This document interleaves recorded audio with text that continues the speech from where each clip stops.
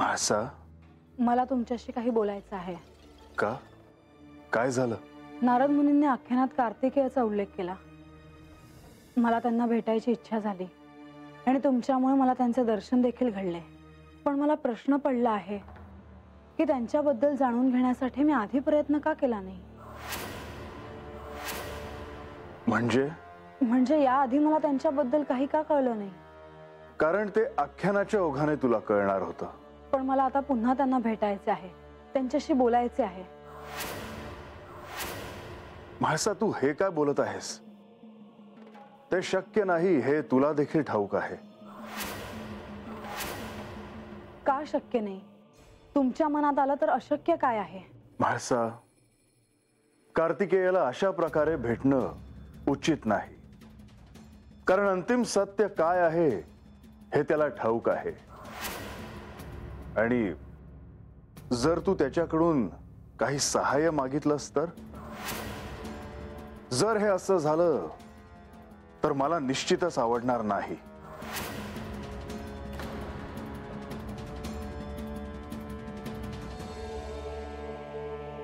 पण हा माझा आग्रह आहे. मी केवळ त्यांना भेटण्याची इच्छा व्यक्त केली. मी थोडंच त्यांना सारं काही विचारणार आहे. आणि जर असं झालं तर ते नियमांविरुद्ध आहे असं नाही तुला वाटणार? आणि ह्या संदर्भात बानूला जर काही कळलं तर? बानूला याबद्दल काहीही कळणार नाही. आणि तुम्ही तिला काय वाटेल म्हणून मला जे हवं आहे ते मिळू देणार नसाल तर त्याला काय अर्थ आहे?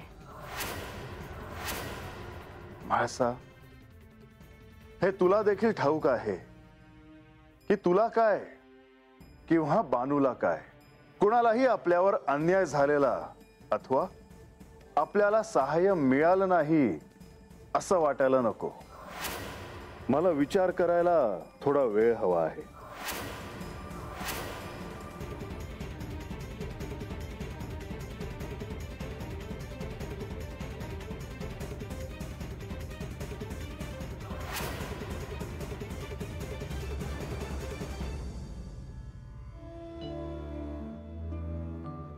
आज आख्यानात नारद मुनींनी कार्तिकेयांचा उल्लेख केला आणि म्हाळसा भावुक झाल्या.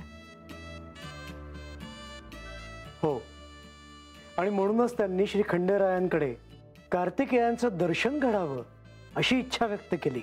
मला असं वाटतं की म्हाळसा आता कुमार कार्तिकेयांना भेटण्याचा आग्रह धरणार. असं झालं तर श्री खंडेराय काय निर्णय घेतात हे बघायला हवं. हो, हे इतकं सोपं नक्कीच नाही, परंतु त्या आग्रह धरणार हे निश्चित. देवी, खरंच असं झालं तर त्यासाठी आपल्यालाही सिद्ध व्हावं लागेल.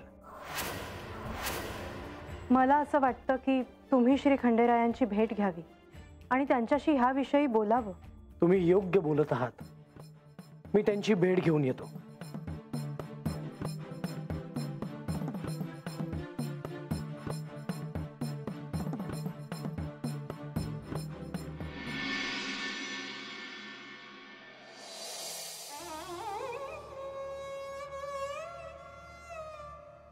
बा, अरे कशा पाय असं बसला आहे आख्यानाहून आल्या धरणं? अगं काय नाही, विचार करत होतो. जे बघितलं नाही ते बघतो हाय, जे ऐकलं नाही ते ऐकतो हाय. पण हे समजणं माझ्या डोसक्यात काही घुसत नाही बघ. तुला काही कळतं का ग? हा, आता ह्या जरा समजून घेते. आणि काय कळलं नाही एखादं तर महाराजांनी विचारते मी.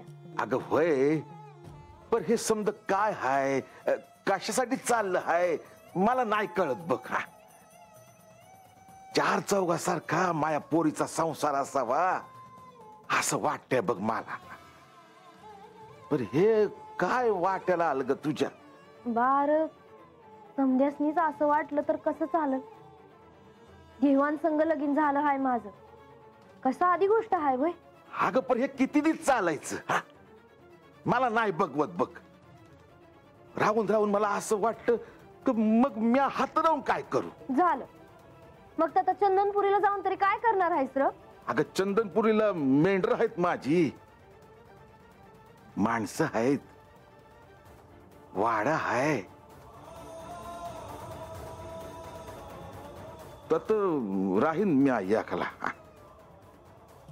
आस होती की तुझं बरं बघीन म्हणजे डोळं मिटायला मोकळा. पर ते काय कपाळावर लिवलं नाही बघ माझ्या. बाहेर आज काय झालं आहे तुला? असं कशापायी बोलतेस र? अगं आख्यानात कार्तिकेयला पाहिलं, काय ते रूप, काय त्यांची वाणी. अगं देवाचं दुसरं रूपच किती. वय पर त्याचं काय? अगं मला तेच म्हणायचं की ह्या समजात मी कुठं बी बसत नाही बघ. मी रानात राहणारा मेंढपाळ, या तुमच्या देवा धर्माच्या गोष्टी मला नाही कळत. आणि तू म्हणायला हायस ग माझी लेख, पण तू हायस इंद्रदेवाची लेख. म्हणजे मला हेच म्हणायचं की हे समज तुझ्या ओळखीचं आहे. बरं आता हेच माझं आयुष्य आहे बा.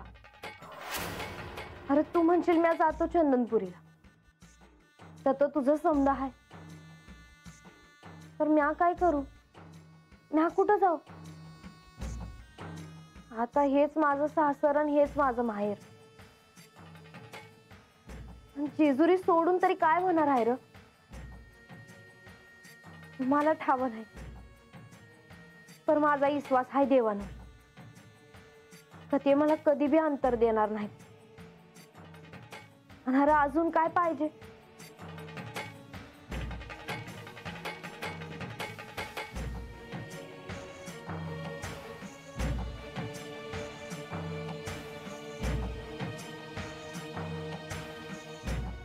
माझी बानू आता मोठी झाली आहे. तुझ्यासारखा विचार कराया मला नाही जमत.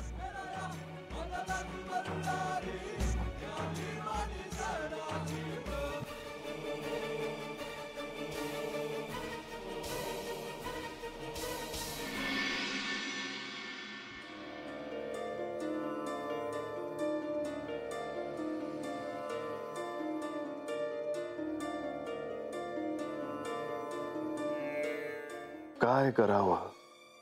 म्हाळसेने जो हट्ट धरला आहे तो पूर्ण करावा का?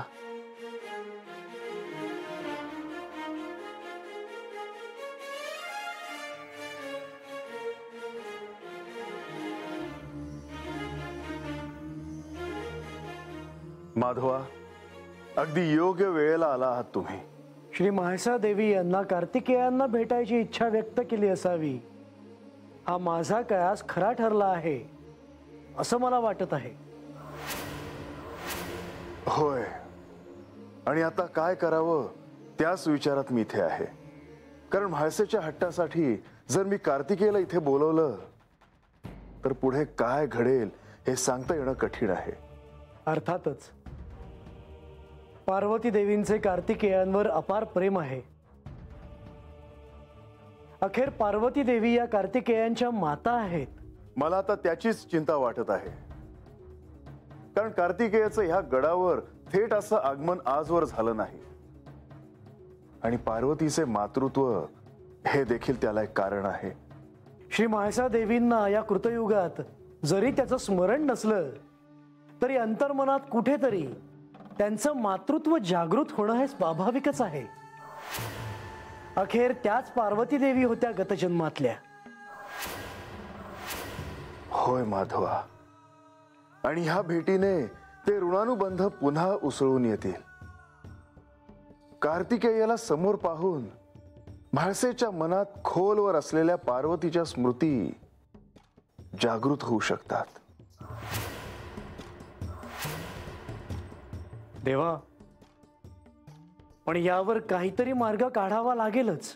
पण माधवा, हे असं घडावं असं म्हाळसेने हट्टच धरला आहे. मग आता काय निर्णय घ्यायचा?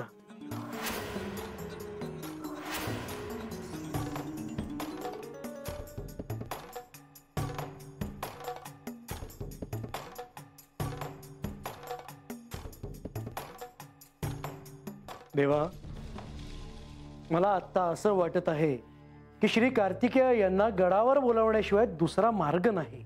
होय माधवा, मला देखील आता तसंच वाटत आहे.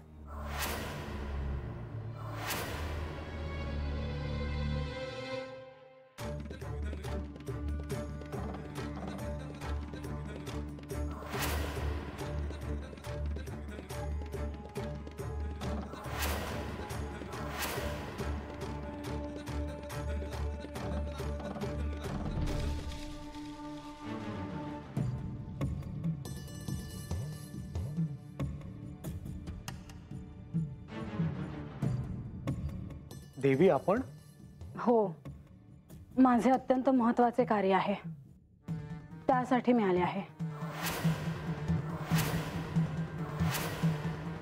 श्री खंडेरायांशी बोलणं झालं देवी त्याबद्दल. मग तुम्हीच मला सहाय्य करा. माझी आणि श्री कार्तिकेय यांची भेट व्हावी असं मला वाटतं. पण माझ्या मनात ते नाही असं तुला म्हणायचंय ना? हो, कारण तुम्ही केवळ माझाच नाही तर त्या वानूचा देखील विचार करता. आणि तो अयोग्य नाही म्हाळसा. कार्तिकेय हा कोणी सामान्य व्यक्ती नाही. त्याच्या भेटीने जर तुला सत्य समजण्यासाठी सहाय्य झाले तर तो पक्षपातीपणा होईल असं नाही तुला वाटत? तुम्ही स्वतःहून तर पक्षपात करत नाही आहात ना? देवी, श्री खंडेराय म्हणत आहेत यात तथ्य आहे. आणि तुम्हाला श्री कार्तिकेयांची भेट घ्यायची आहे हेही महत्वाचंच आहे. यातून काहीतरी मार्ग काढावाच लागेल. ते काही नाही, माझी इच्छा आहे तुम्ही त्यांना बोलवावं.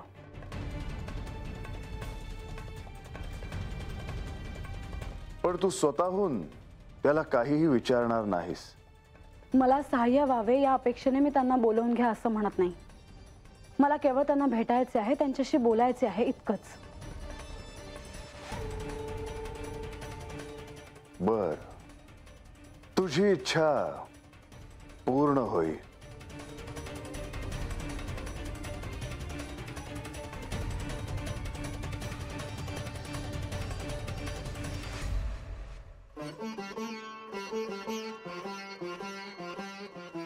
खरंच? होय, कार्तिकेयला मी इथे बोलवीन.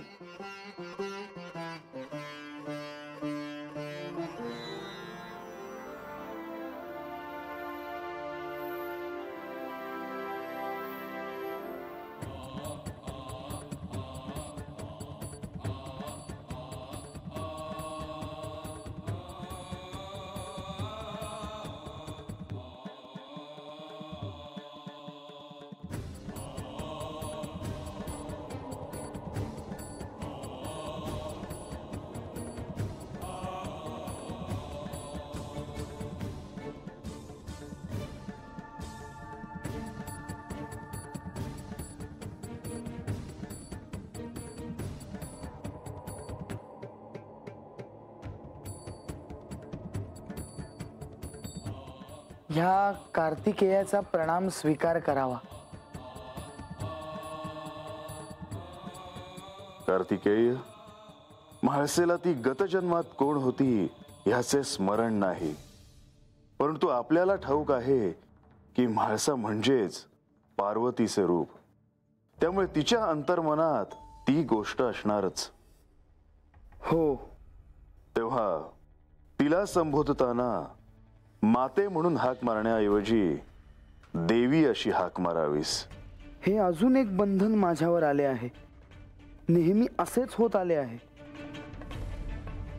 पण असं असलं तरी मी त्याचे पालन नक्कीच करेन.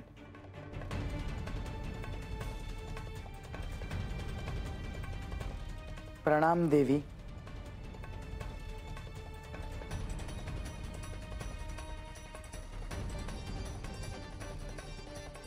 आख्यानात तुमचे दर्शन झाले, पण पुन्हा तुम्हाला भेटावं असं वाटलं आणि ती इच्छा आता पूर्ण झाली. होय, मला देखील तुम्हाला भेटून आनंद झाला. मी या जेजुरी गडाच्या आत आज पहिल्यांदाच आलो आहे. म्हणजे ह्या आधी या गडाचे मी बाहेरून दर्शन घेतले होते, आत आलो नव्हतो. असं का? कारण तशी अनुमतीच मला नव्हती.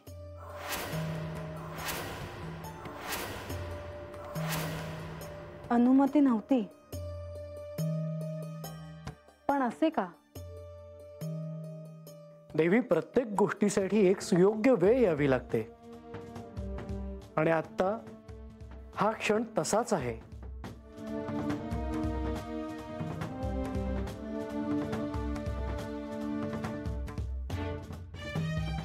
कुमार, तुमचे गडावर स्वागत आहे. तुमच्या भेटीने सर्वांनाच आनंद झाला आहे हे निश्चितच आहे.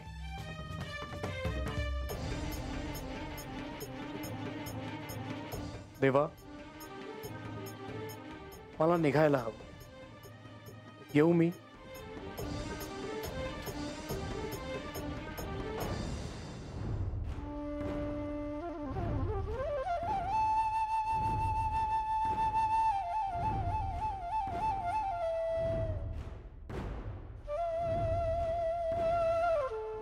कार्तिकेय, मी म्हाळसेची इच्छा पूर्ण केली आहे. तेव्हा तुम्ही बोला. मी गडाच्या अंतर्भागात आहे.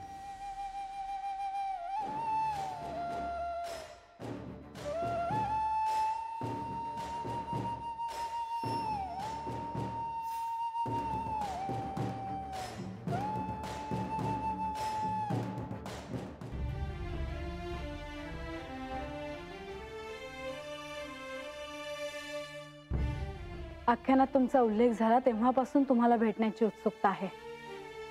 मलाही. तुम्ही सारे पुन्हा कैलासात कधी येणार याची ओढ मला लागली आहे. तुम्ही असे शांत शांत का? देवी, आपण मला तुम्ही असं संबोधू नये. का? असंच. असो, पण गडावर नारद मुनी जे आख्यान सांगत आहेत त्याबद्दल मी ऐकून आहे. हो, आणि त्यातून मला आणि बानूला सत्य काय आहे ते कळावे अशी यांची इच्छा आहे. अर्थात इतरांप्रमाणे सत्य काय आहे हे तुम्हाला देखील ज्ञात असणार, पण तुम्ही मला ते सांगणार नाही याची मला खात्री आहे. मी तसे करणे उचित होणार नाही. हे सगळं कधी संपेल याचा विचार करते आहे मी. मला विचाराल देवी तर हे सारं तुम्ही संपवू शकाल. हे अवतार कार्य समाप्त होऊ शकतं. तुम्हाला सारं कळू शकतं. कसं? तुम्ही पाणाईचा स्वीकार करावात. तुमच्या स्वीकृतीने हे सारं संपुष्टात येईल याची मला खात्री आहे.